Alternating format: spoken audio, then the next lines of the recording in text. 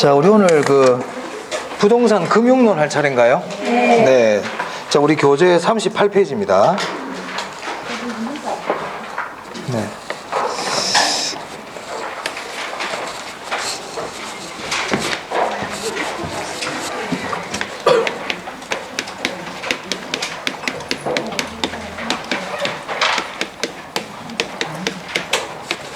네, 이 부동산 금융론도 한 4문제에서 5문제 정도 출제가 되거든요. 뭐 더 이상 출제될 수도 있고, 중요한 부분이라는 뜻입니다. 네, 잘 봐두셔야 됩니다. 자, 여기 보시면, 목소리 들리시죠? 네. 소리가 좀 작나? 자, 이 금융이라는 거는요, 금융은 자금의 융통을 얘기해요. 자금의 융통. 그래서 여기 자금할 때 금자하고 융통할 때 융자를 따서 보통 금융이다 이렇게 얘기를 하거든요. 그러면 자금의 융통이라는 거는 말을 바꾸면 자금의 조달 이런 뜻이죠. 그래서 우리가 부동산에서 자금을 조달하는 건 중요하죠. 왜냐하면은 부동산은 비싸잖아요. 네. 전에 우리 수요할 때 구매력이 없는 수요를 잠재 수요라 그랬죠. 네. 네, 기억이 날지 모르겠지만 구매력이 없는 수요는 잠재 수요인데 부동산은 고가다 보니까 구매력이 있는 수요를 유효 수요라고 인정한단 말이에요. 그럼 만약에 구매력이 없는 사람들이 금융을 통해서 구매력을 갖추게 되잖아요. 그래서 부동산 금융은 잠재 수요를 유효 수요로 바꾸는데 큰 역할을 하는 거예요. 구매력이 없는 사람들이 이제 대출이 됨으로써 구매력을 갖추겠죠. 그죠? 맞습니까? 네. 그럼 부동산 금융은 잠재 수요를 유효 수요로 바꾸는데 그 역할이 있다. 그럼 맞는 말이에요? 틀린 말이에요? 맞는 말이죠. 네. 그래서 금융은 중요하단 말입니다. 그래서 자금의 조달을 금융이라 그러는데 그럼 우리가 자금을 조달하는 방법은 어떻게 있을까? 어떤 방법으로 자금을 조달할까? 이걸 좀 생각해 볼 필요가 있어요. 그래서 금융의 종류가 있어요. 금융의 종류를 나누는 방법은 여러 가지가 있는데 그거는 우리 1월 달에 좀 자세하게 보도록 하고 오늘은 대표적인 것만 좀 보겠습니다. 자, 여러분이 만약에 지금 돈이 없어요. 돈이 없어. 돈이 없으면 이제 뭐 벌어야지 하겠죠. 이제 돈을 벌었는데도 부족해. 돈이 필요해. 그럼 여러분들이 돈을 조달하려면 어떻게 합니까? 제일 먼저 생각이 빌리는 거죠. 그죠? 네. 맞아요. 빌리는 방법이 있어요. 빌리는 방법. 두 번째, 안 빌려준대요. 돈 빌려달라고 그랬더니 어저께도 부동산 정책 나왔는데 이제 안 빌려준다고 그러지 은행에서 안 빌려준대. 그럼 어떻게 해야 됩니까? 뭐 훔친다 이런 말 하면 안 되고 사기친다 안 되고 어떻게 해야 됩니까? 있는 거 팔아야 돼. 아, 그래요. 팔아야 돼요. 맞아요. 좀 애가 분유값이 없어가지고 애가 울고 있는데 돈도 안 빌려준다 그러면 내 거라도 팔아야 될 거 아닙니까? 반지 팔고 목걸이 팔고 차 팔고 막 팔아야 되겠죠. 맞아요. 그래서 우리가 자금을 조달하는 방법은 크게 두 가지가 있어요. 빌리든지 아니면 내 거를 팔든지. 예, 맞아요. 자, 그럼 예를 한번 들어보겠습니다. 예를 한번 들어볼게요. 자, 만약 주식회사 계림이 있어. 계림이란 주식회사가 있어요. 이 회사 사장이 대표가 김철수야. 이 사람이 이 회사 주식을 100% 다 가지고 있어요. 지분을 100% 지분을 김철수가 다 가지고 있단 말입니다. 그런데 이번에 이 회사가 공장을 하나 지으려고 그래요. 공장을. 그런데 이 공장 짓는데 100억이 필요해요. 100억이. 그럼 이 100억이란 자금을 조달을 해야 될 거 아닙니까? 근데 이제 조달하는 게 금융이란 말이에요. 금융. 그럼 이 자금을 조달하는 방법은 아까 조금 전에 여러분이 말씀하신 것처럼 빌리는 방법이 있죠. 그 은행에 가가지고 은행에 가서 60억을 빌렸어요. 60억을 빌렸다. 차입 빌렸다. 근데 60억 가지고 지금 이거 공장을 못 짓지 않습니까? 40억이 아직 부족하잖아요. 그럼 이제 어떻게 되냐는 거예요. 어떻게 되냐. 자, 이 사람이 지금 100% 지분을 갖고 있잖아요. 그럼 이 지분을 자기가 파는 거예요. 지분을. 그럼 지분을 팔 때 어떻게 파냐? 물론 지분을 판매할 수도 있지만 주식회사 같은 경우는 주식을 발행할 수 있거든요. 주식회사잖아요. 우리가 회사는 주식회사도 있고 한명회사도 있고 합자회사도 있고 유한회사도 있고 회사 종류가 많습니다. 이런 회사들은 지분권을 팔 수 있어요. 그런 회사들은. 근데 주식회사 같은 경우는 주식을 발행할 수가 있거든요. 네? 그래서 이 사람이 주식을 발행을 했어. 만약에 만주를 주당 40만 원에, 만약에 40만 원 비싸지만 주당 40만 원에 발행을 했다 해봅시다. 그래서 주식을 발행해서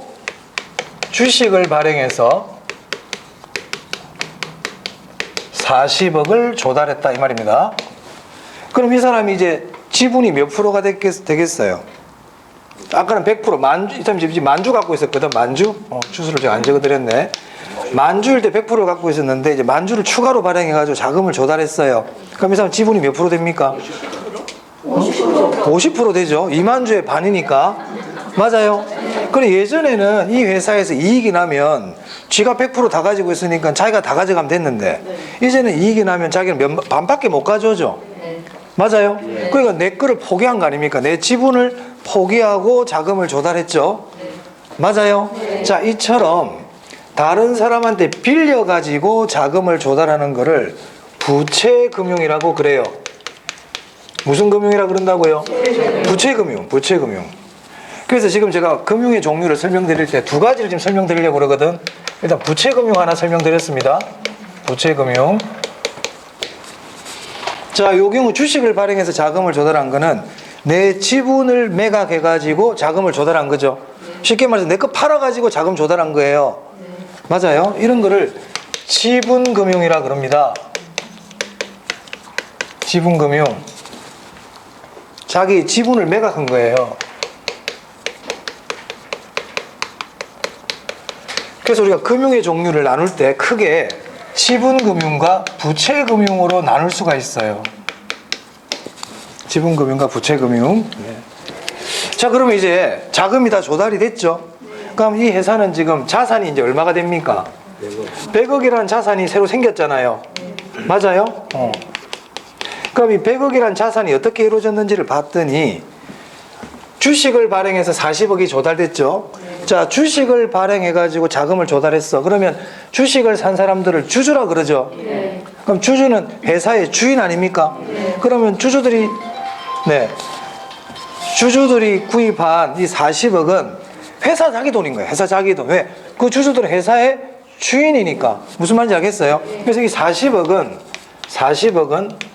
자기 자본이 되는 거예요. 자기 돈이 돼요. 자기 자본.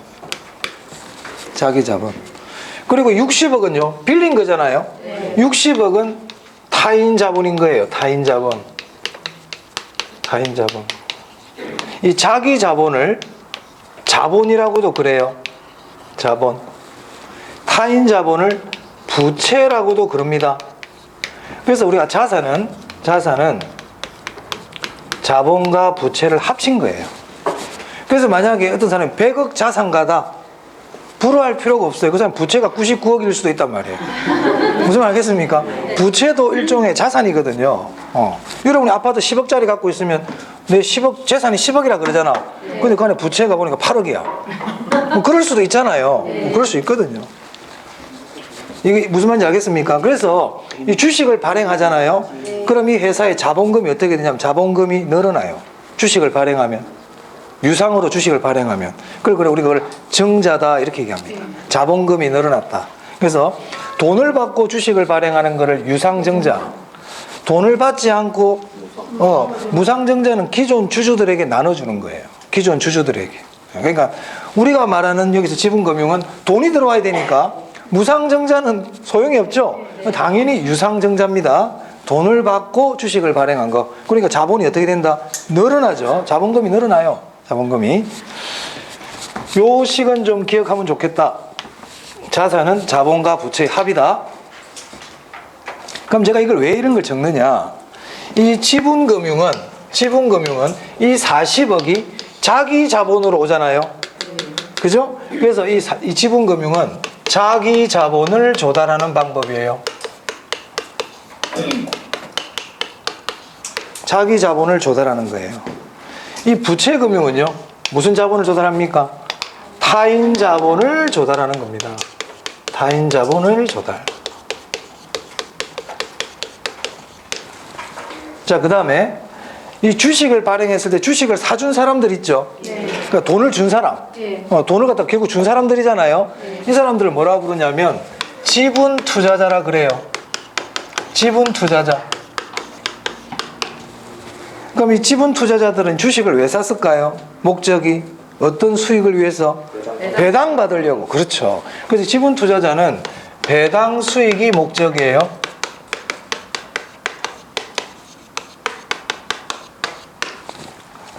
자, 은행 돈 빌려줬잖아요. 이렇게 부채금융으로 돈을 준 사람 있죠. 뭐 대표적인 은행이지. 저는 은행을 뭐라 부르냐면 저당 투자자라고 부릅니다. 저당 투자자. 그래서 우리 투자자는 크게 지분 투자자와 저당 투자자가 있어요. 지분 투자자가 원하는 수익률을 뭐 지분 수익률, 자기 자본 수익률, 지분 배당률 이런 게 있고, 저당 투자자들이 원하는 수익률을 저당 수익률, 이자율 이렇게 부르는 거예요. 그럼 이 저당 투자자들은 목적이 뭘까요? 이자 수익이 목적이죠. 이해됩니까? 네. 그래서 이걸 다시 그림으로 그리면 여기는 지분금융방이야. 지분금융방. 여기는 부채금융방이에요. 지분금융은 자기 자본을 조달하는 거예요. 자기 자본 조달. 이때 돈을 주는 사람, 자금을 공급해 주는 사람을 지분 투자자라 그럽니다. 주식을 사는 사람들이 되겠죠. 그리고 이 사람들은 배당이 목적이라고 해요. 배당. 근데 부채금융은 타인 자본을 조달하는 거죠. 타인 자본 조달. 이때 자금을 주는 자금의 공급자들을 저당 투자자라고 부릅니다. 이 저당 투자자는 이자가 목적인 거예요. 그래서 만약에 지분금융 얘기가 나오고 있는데, 시험 지문에 지분금융이란 이런 얘기가 나오고 있는데 이쪽 애들이 들어오면 돼요, 안 돼요? 안 된단 말이에요. 지분금융이란 그랬는데 뒤에 뭐 이자 뭐 이런 얘기 나오잖아. 그럼 옆집 얘기하고 있는 거지. 그럼 X인 거예요. 이게 한 세트다. 이게 같은 애들이라 보시면 됩니다. 자, 그 다음에 그럼 이 지분금융의 종류가 있어요. 종류를 시험에 잘 내요. 종류를 시험에 잘 내. 종류를. 지분금융의 종류의 대표적인 게 주식 발행을 통한 자금 조달이에요. 주식 발행. 우리가 이걸 유상증자라 그래요. 그리고 주식회사가 아닌 경우에는 지분을 매각하는 거. 지분 매각. 그 외에 조인트 벤처, 신디케이터 뭐 이런 것들이 있습니다. 펀드. 이런 것들이 지분금융의 종류예요. 앞으로 이런 것들은 공부할 거예요. 앞으로 우리가. 지분금융에서 기억할 게 하나 있습니다. 이 지분금융은 원금 손실 가능성이 있어요. 원금 보장이 안 돼. 우리 주식 투자하면 원금 보장 됩니까? 안 되죠. 원금 손실 가능성이 있다. 기억합니다. 지분금융은 원금 손실 가능성이 있어요. 자, 부채금융의 종류인데요. 부채금융은 돈을 빌리는 거라 그랬죠. 우리가 돈을 빌린다는 얘기는 저당, 담보 이런 말이 나오면 돈을 빌린다는 뜻이에요.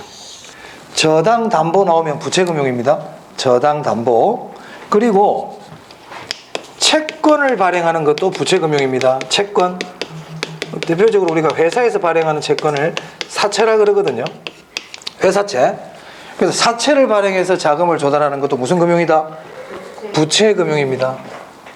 그럼 채권이란 말 들어보신 적 있으시죠? 회사가 발행하는 건 사채, 국가가 발행하는 거는 국채, 네, 지방자치단체가 발행하는 거는 공채. 그리고 채권은 그 발행하는 사람들한테는 부채인 거야. 빚이란 말이야. 빚. 그러니까 우리나라가 국채를 발행하면 그건 국가 빚인 거예요. 아시겠죠? 알아둡니다. 알아두시고. 자, 그 다음에 용어 하나 정리하겠습니다. 용어. 우리 교재에 이 말이 있는지 있긴 있네요. 우리 교재 보시면 38페이지에 38페이지 거기 중간쯤 보니까 보충학습 보입니까? 네, 거기 지금 제가 하고 있거든요. 이 지분금융과 부채금융은 중요하거든요. 중요하단 말이에요. 자, 지분금융 제가 읽어보겠습니다. 지분권을 팔아. 지분권을 팔아. 줄 칠게요. 자기 자본을 조달하는 거예요. 자기 자본 동그라미. 타인 자본을 조달한다 그러면 안 되겠죠. 자기 자본을 조달하는 거예요. 그 예를 든 게 뒤에 보니까 신디케이트 쭉 나와 있죠. 얘가 중요해요. 얘가. 이거 나중에 외우셔야 돼요. 그리고 그 앞에 보니까 배당 수익 이렇게 돼 있습니까? 그 위에다가 지분 투자자 이렇게 적어두면 되겠네요. 지분 투자자. 필기를 하신 분들은 굳이 안 적어도 체크를 하시면 돼요. 자, 부채금융 볼까요? 차입을 하거나 차입이 돈을 빌리는 거 아닙니까? 사채를 발행하여 타인 자본을 조달하는 걸 얘기해요. 자, 그 밑에 보니까는 메자닌 금융이라고 있죠. 이 메자닌 금융이 예전에 시험에 한번 나온 적이 있어요. 뜻을 물어본. 메자닌 금융이 뭐냐면 지분금융과 부채금융의 혼합 형태라고 돼 있나요? 그러니까 지분금융과 부채금융의 성격을 다 가지고 있는 거예요. 이걸 우리가 뭐라 그런다? 메자닌 금융. 이 메자닌이라는 글자는 이건 이태리어입니다. 이탈리아어인데 이 메자닌의 뜻은 1층과 2층 사이에 있는 그 층을 얘기하거든요. 그러니까 1층도 아니고 2층도 아니고 중간쯤 된다 이런 개념이에요. 그러니까 지분금융과 부채금융이 섞여 있다. 그 뒤에 뭐라고 적어놨어요? 괄호 안에 신주인수금부 사채, 전환사채 적어놨죠. 줄 치세요. 메자닌 금융의 예입니다. 그러면 제가 전환사채, 신주인수금부 사채를 사실 우리 중개사 시험하고는 크게 관계는 없지만 어떤 건지 간략하게 설명드릴게요. 자, 전환사채와 신주인수금부 사채는 다 사채입니다. 회사에서 발행하는 사채예요. 채권. 근데 이 두 사채는 일반적인 회사채하고 성격이 조금 달라요. 일반적인 채권은 만약에 3년 만기로 발행했다. 그러면 3년 동안 이 채권을 구입한 사람들은 이자를 받아요. 막 여러분들 채권을 샀잖아요. 그럼 내가 현대자동차야. 내가 채권을 발행해서 회사채를. 그럼 여러분들이 샀죠? 네. 그럼 현대자동차는 여러분들에게 뭘 줘야 돼? 이자 줘야 돼. 이자. 그럼 여러분들은 뭔데? 저당 투자자. 맞아요? 네. 여러분들은 저당 투자자야. 사채를 구입했잖아. 네. 그럼 나는 이자를 줘야 돼. 자, 만기가 됐어요. 그럼 어떻게 해야 돼요? 원금 주고 채권 내가 회수해야지. 맞습니까? 네. 이게 일반적인 채권이에요. 이게 일반적인 채권. 근데 전환사채는 만기가 되면 채권, 사채를 구입하신 분들이 주주로 전환할 수가 있어요. 그걸 전환권 행사라고 합니다. 나 전환권 행사하겠습니다. 그러면 이 사람들이 그 회사에 뭐가 된다? 주주가 될 수 있어요. 주주가. 오케이? 네. 그러니까 이 전환사채는 사채라서 부채금융의 성격도 갖고 있지만 나중에 주주가 된다는 얘기는 주식을 구입한 거와 비슷하잖아요. 네. 맞아요? 네. 그래서 이거는 두 가지 성격을 다 가지고 있다. 신주인수금부 사채도 비슷합니다. 거의 비슷해요. 신주인수금부 사채는 돈을 좀 내야 돼. 자기가 주주가 되려면. 그 차이밖에 없어요. 어찌됐든 둘 다 부채금융과 지분금융의 성격을 다 가지고 있어요. 그 옆에다가 하나 더 적겠습니다. 메자닌 금융에 예 하나 더 적어드릴게요. 요거 말고 또 있어. 자, 배당 우선주라고 있어요. 배당 우선주. 우리가 주식은 보통주가 있고 우선주가 있어요. 이거는 그냥 참고로 들으시면 돼요. 시험에 나오는 게 아니야. 이거는 좀 기억하고, 이거는 그냥 기억하고. 우리가 주식을 구입한 사람들은 주주라 그러잖아요. 주주들은 두 가지 권리가 있거든요. 크게. 첫 번째 권리가 뭐냐면 주주총회에 가서 의결권을 행사할 수 있어요. 그 회사의 안건에 대해서 찬성과 반대를 표시할 수 있거든. 여러분 주식 사면 집에 주총 오세요 하고 우편이 옵니다. 주총할 때쯤 되면. 그러면 주총 가가지고 의결권을 행사할 수 있어요. 그런 권리가 있고, 두 번째는 배당을 받을 권리가 있단 말이에요. 배당. 무슨 말 알겠습니까? 근데 주식이 보통주가 있고 우선주가 있는데 우선주는 말 그대로 배당을 우선적으로 받는 주식이야. 우선주부터 먼저 배당을 해주고 그 다음 보통주들 배당을 해주거든요. 그럼 회사는 꼭 반드시 배당을 해야 됩니까? 안 해도 됩니까? 안 해도 돼. 근데 우선주는 배당을 해줘야 돼. 무슨 말 알겠어요? 근데 우선주는 단점이 있어. 우선주는 의결권이 없어. 그냥 배당만 받는 주식이야. 자, 그랬더니 이 우선주는 주식은 주식인데 이거는 뭐 의결권도 없고 그냥 배당만 받아가잖아요. 채권 사가지고 이자 받는 거하고 비슷하지. 안 그래요? 그래서 배당 우선주는 주식이지만 마치 이자 받는 거하고 비슷해. 부채 금융의 성격도 갖고 있죠. 그래서 배당 우선주도 메자닌 금융이 하나입니다. 됐어요? 그러니까 여러분들은 메자닌 금융은 지분 금융과 부채 금융의 성격을 다 가지고 있다. 대표적인 종류가 전환사채, 신주인수급부사채, 배당 우선주 이런 것들이 있다. 이렇게 하시면 되겠습니다. 됐어요? 네, 그래서 지분 금융과 부채 금융까지 봤어요. 자, 이제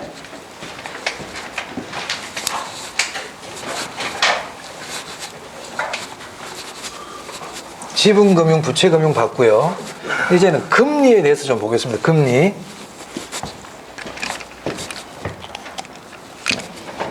이자율 또는 금리 이렇게 얘기하죠. 자, 이자율, 금리 제도는 크게 두 개가 있거든요. 대표적으로 고정금리가 있고 변동금리가 있어요. 그럼 먼저 고정금리부터 보도록 하겠습니다.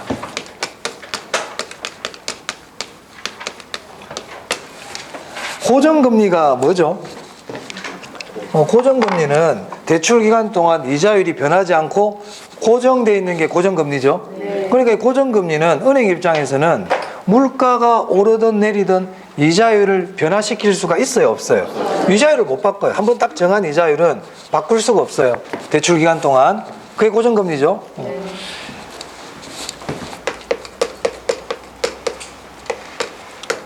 자, 명목금리라는 게 있습니다. 명목금리. 자, 여러분들이 슈퍼에 라면을 사러 갔어요. 그 라면 뒤에 가격이 찍혀 있어요, 안 찍혀 있어요? 찍혀 있지. 이걸 명목 가격이라 그래. 이런 거를 명목 가격. 찍혀 있는 금액. 자, 우리 남편분들이 회사에서 직장 다니시면 월급 통장에 금액이 찍히죠. 이걸 명목임금이라 그래. 명목임금. 명목이라는 의미가 그런 거예요. 그러니까 명목금리는 뭐냐? 자, 내가 대출 받으러 갔을 때 대출 계약서 또는 대출 약정서에 이자율을 적혀 있잖아요. 그게 명목금리예요. 무슨 말인지 알겠습니까? 네, 딱 이름으로 딱 정해진 거. 이름으로 정해진 거. 그럼 질문해 볼게요.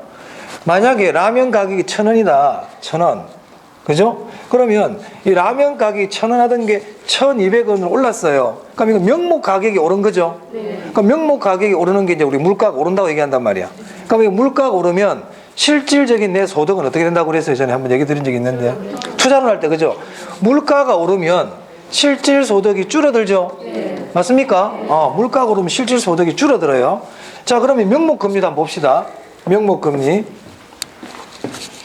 그럼 은행 입장에서 이 이자율을 정할 때 만약에 6%라고 정했다 볼게요. 6%. 그럼 앞으로 6%는 변해요, 안 변해요? 안 변해. 끝까지 6%야. 그러면 은행 입장에서 6%라는 걸 정했을 때 어떻게 정한 거냐? 실질금리에다가, 실질금리는 뭐냐면 은행 입장에서 이 정도의 이자는 우리가 받아야 된다, 이런 개념이에요. 이 정도 이자는 받아야 우리 은행이 유지가 된다, 뭐 이런 개념이라 보시면 됩니다. 실질금리가 4%였어요. 그리고 앞으로 물가가 오를 거 아니에요? 물가가 오르는 걸 예상을 해가지고 예상 인플레이율을 더합니다. 얘들은 예상 인플레이율을 왜 더할까요? 물가가 올라도 이자율을 올릴 수 있어요, 없어요? 없지. 그러니까 미리 인플레이율을 미리 예상을 해가지고 이자에다 더하는 거예요. 그래서 예상 인플레이율이 2%다. 이런 가정하에서 이 사람이 이자율을 은행이 몇 프로를 정했다? 6%를 정했다, 이 말이에요. 무슨 말인지 이해됩니까? 그래서 대출 시점에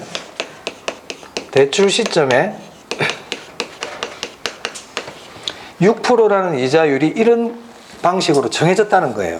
자, 시간이 흘렀어요. 이제 시간이 흘러가지고 현재 시점이 됐어. 대출 해주고 났더니 시간이 흘렀다는 얘기예요. 그럼 여전히 이자율, 명목금리는 몇 프로입니까? 여전히 6%죠. 6%란 말이에요. 자, 그런데 예상 인플레이율이 2%라고 예상을 했는데 실제 인플레가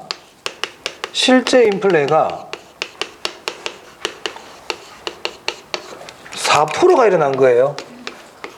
예상대로 됐어요? 예상대로 되지 않았어요? 예상과 실제가 다르죠? 이런 게 이제 위험이거든. 이런 게 위험이란 말이야. 자, 그러면 실질금리가 몇 프로가 될까요? 이 초등학교 때 배우는 산수죠. 몇 프로 됩니까?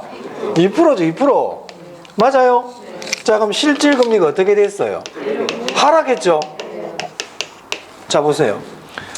예상 인플레율보다 실제 인플레율이 높았단 말이야. 그러니까 이거는 바꿔요. 물가가 생각보다 많이 올랐다는 얘기잖아요. 그 물가가 오르니까 실질 금리가 어떻게 돼요? 하락하죠. 이런 걸 우리가 인플레 위험이라고 부른단 말이야. 투자론 할 때 제가 말씀드렸어. 물가가 오르면 실질이라는 말이 붙은 건 다 떨어진다 그랬거든. 실질 금리 떨어지고, 실질 소득 떨어지고, 실질 임대료 떨어지고, 그 인플레 위험이야. 그거는 투자론에 됐던 얘기고. 그럼 여기서 이제 우리가 알아야 되는 건 뭐냐? 알아야 되는 거는 고정금리 하에서, 지금 고정금리죠. 실제 인플레가 예상 인플레보다 더 크다는 거예요.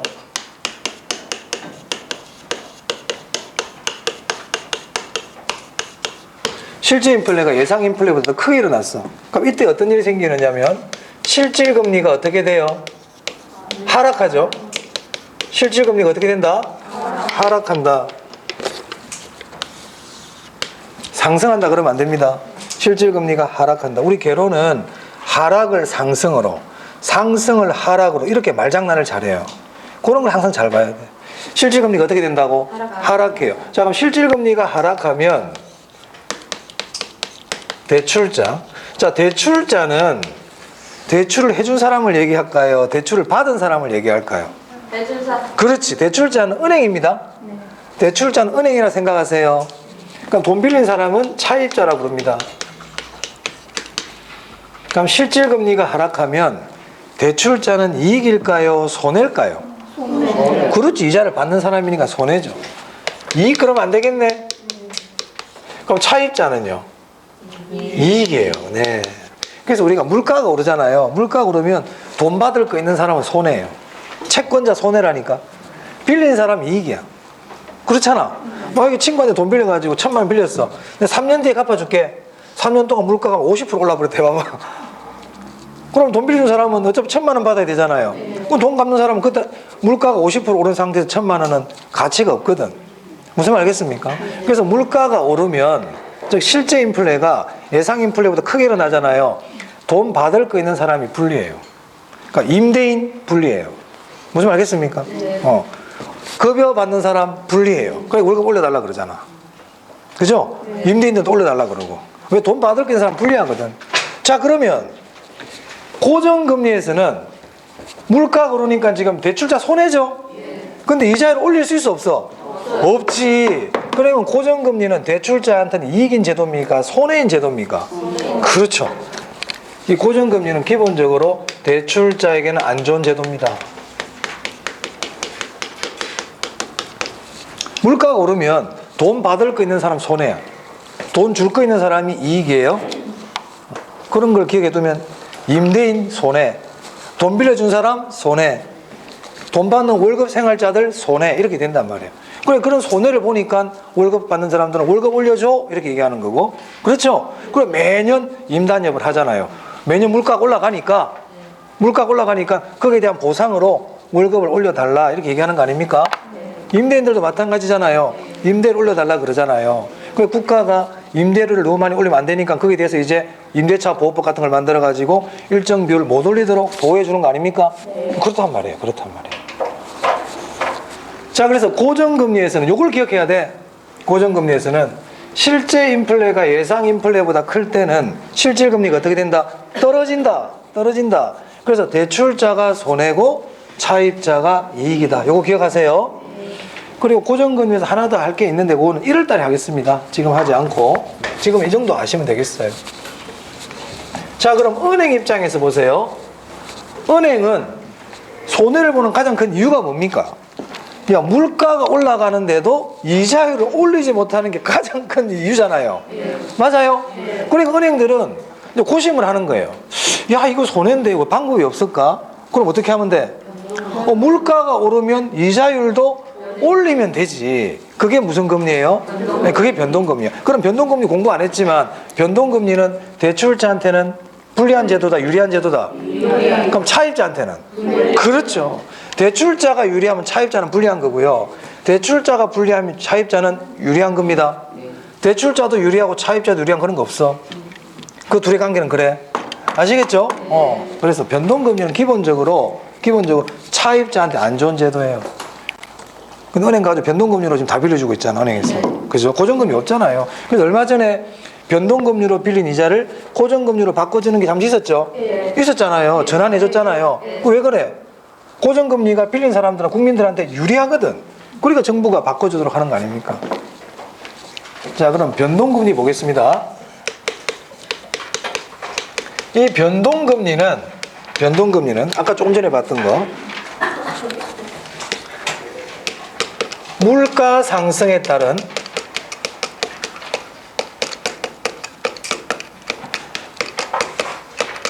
실질 금리의 하락 위험을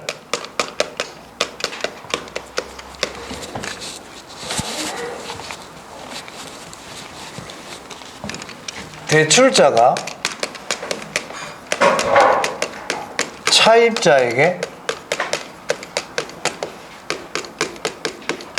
증가시키는 거예요. 변동금리는 위험의 증가예요. 위험의 증가. 우리 전에 투자론 할 때 위험의 증가 공부했죠? 다른 사람한테 떠넘기는 거라 그랬잖아요. 변동금리는 대출자가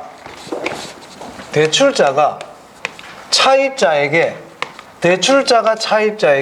위험을 증가시키는 겁니다. 대출자가 차입자에게 증가시키는 거예요. 차입자가 대출자에게 증가한다 그러면 안 돼요. 당연히 안 되지. 당연히 안 되지.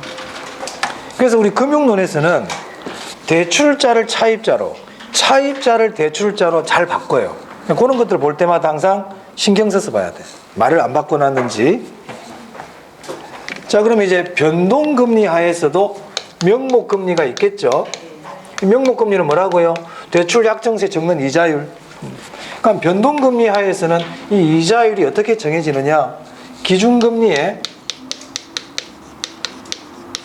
가상금리를 더합니다. 여기는 예상 인플레이율을 더할 필요가 없어요. 왜? 물가가 올라가면 이자율을 올리면 되니까 예상 인플레이율을 더할 이유가 없죠? 맞습니까? 오케이. 그렇지. 당연한 거지. 당연한 거지. 여기다 예상 인플레이율 더할 이유가 없지. 그러니까 이 기준금리라는 건 뭐냐면 변동금리를 정한 하나의 기준이 되는 금리인데요. 어떤 걸 쓰냐면 CD금리, 코픽스 금리를 사용합니다. CD금리가 뭐고 코픽스 금리가 뭔지는 몰라도 돼요. CD금리는 우리 주로 양도성 예금 정수 금리인데, 코픽스 금리는 은행이 자금을 조달할 때 그 자금 조달 지수를 이용한 금리예요. 굳이 모르셔도 돼요. 하지만 CD금리와 코픽스 금리는 무슨 금리다? 그럼 CD금리, 코픽스 금리가 나오면 고정금리입니까? 변동금리입니까? 그런 거를 기억하면 됩니다. CD금리가 뭐 코픽스 금리는 그런 거 몰라도 돼. 나중에 학교가 궁금하면 찾아봐.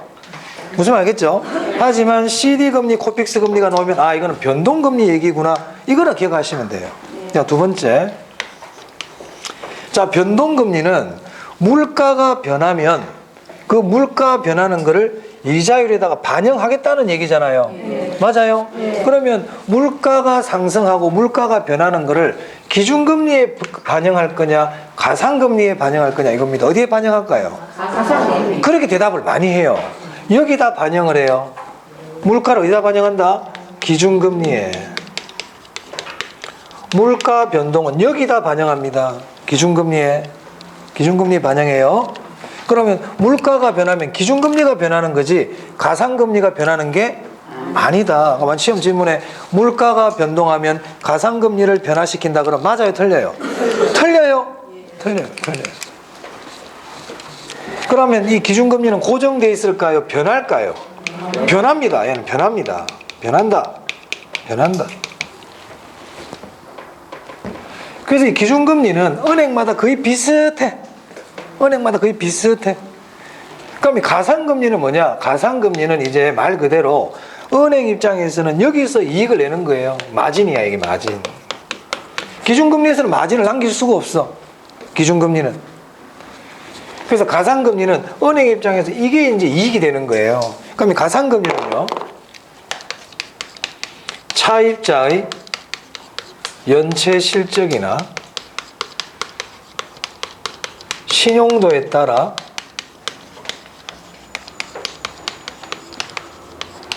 차등 적용합니다. 그러면 이 가산금리는 차입자들마다 같다는 겁니까? 다르다는 겁니까? 다릅니다. 다릅니다. 신용이 좋은 사람들은 가산금리가 낮고, 신용이 좀 나쁘거나 연체 실적이 높은 사람들은 가산금리가 높아요. 기준금리는 차입자들마다 같을까요? 다를까요? 같아요. 얘는 기준금리는 같단 말이에요. 기준금리는 똑같이 적용합니다. 그러니까 기준금리는 차입자들마다 똑같기 때문에 은행에서 여기서 마진을 남기는 게 아니라고요. 마진은 여기서 남긴다. 그래서 가산금리를 마진이라고도 그럽니다. 됐어요? 네. 오케이. 이런 것들을 기억하시면 되겠어요. 자, 그 다음에 그래서 물가가 오른다든지 하면 기준금리가 올라가죠. 기준금리가. 가산금리는 안 올라갑니다. 가산금리는 계약기간 동안 고정되어 있습니다. 얘는 고정. 가산금리가 고정되어 있다니까. 그래서 계약기간이 또 지나면 또 올릴 수 있는 거예요. 가산금리는. 물가 오른다 올리는 거 아니에요? 네. 올리는 거 아니에요. 자, 그 다음에 변동금리 뜻 봤고요. 변동금리의 특징이 있어요.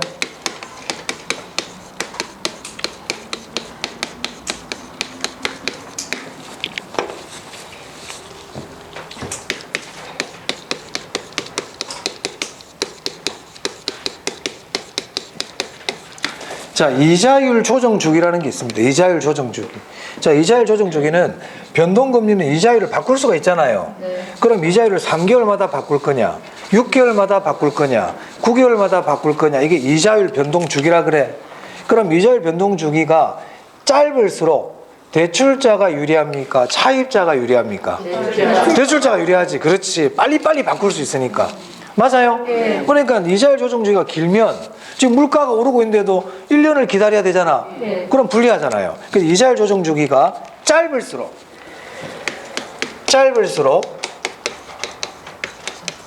누가 유리하다? 대출자가 유리해요. 그럼 대출자가 유리하다는 거는 차입자는 불리하다. 그렇죠. 그럼 이렇게도 얘기할 수 있나요? 이자율 조정 주기가 짧을수록 대출자는 차입자에게 위험을 더 신속하게 증가시킬 수 있다. 네. 그렇지. 빨리빨리 증가시킬 수 있단 말이에요. 그러니까 대출자가 유리하죠. 기억하세요. 이런 것도 기억해놔야 돼요. 그 다음에 두 번째, 대출 초반에는요, 고정금리와 변동금리 중에서 어떤 게 이자율이 더 높을까요? 대출 초반에. 그리고 고정금리가 당연히 높단 말이에요. 고정금리는 한번 정하면 못 바꾸니까 처음에 아예 그냥 높게 정해두는 거예요. 그렇게 생각해도 되고, 고정금리는 대출자가 불리하죠. 불리하니까 좀 더 많이 받는다 이렇게 생각해도 됩니다. 어찌됐든 대출 초반에는 뭐가 이자가 비싸다? 그렇죠. 그래. 보통 고정금리가 변동금리보다 이자율이 좀 높아요. 높다. 세 번째, 채무 불이행 위험. 채무 불이행 위험은 원리금을 못 갚을 위험이잖아요. 그럼 채무 불이행 위험은 고정금리가 높을까? 변동금리가 높을까? 어떤 게 더 채무 불이행 위험이 클까요? 변동금리가 더 큽니다. 변동금 이렇게 생각하면 됩니다. 변동금리는 차입자에게 불리한 제도라 그랬죠. 불리하니까 위험이 크지. 이렇게 생각하면 돼. 또는 변동금리는 이자율이 변하니까 예산을 세우기가 힘들어요. 고정금리는 딱 정해진 이자만 내면 되니까 계획을 세우기가 쉽죠. 그런 측면도 있고. 3개 기억합니다. 3개. 그래서 우리 교재 38페이지 보시면 1번에 고정금리와 변동금리 해가지고 양가로 1번, 양가로 2번 돼 있죠? 네, 거기 제가 양가로 1번에 동그라미 1, 2번은 지금 설명 안 드렸어요. 그건 나중에 1월달에 하고요. 나머지 것은 설명드렸으니까 한번 보시기 바랍니다. 네. 제가 필기해드린 거 보면 됩니다, 사실은. 필기해드린 거 쭉 보시면 됩니다. 그리고 이제 우리 곧 1월달이 다가오죠? 네. 1월달 되면 또 그때 이제 그때도 필기해야 돼. 그 필기할 때 11월, 12월 필기 옆에다 보충을 하셔도 되고, 뭐 그렇게 편하실 대로 하시면 됩니다. 추가로 필기를 합니다. 1, 2월까지만 필기 좀 할게요. 3월달부터는 필기 그렇게 많이 안 해요. 1, 2월까지는 기본적인 여러분들이 공부할 수 있는 하나의 뭐 백과사전이라는 건 좀 그렇지만 하나의 기본적인 바탕을 만들어 주는 거예요. 그걸 열심히 볼 수 있도록. 그래서 공부하다가 좀 이해가 안 된다 그러면 노트를 보면 이해가 될 수 있도록 그렇게 지금 만드는 과정이라고 보시면 됩니다. 가능한 필기를 좀 하시는 게 좋아요. 자, 여기까지 했고요. 좀 쉬었다가 자금의 상환 방법 보도록 하겠습니다.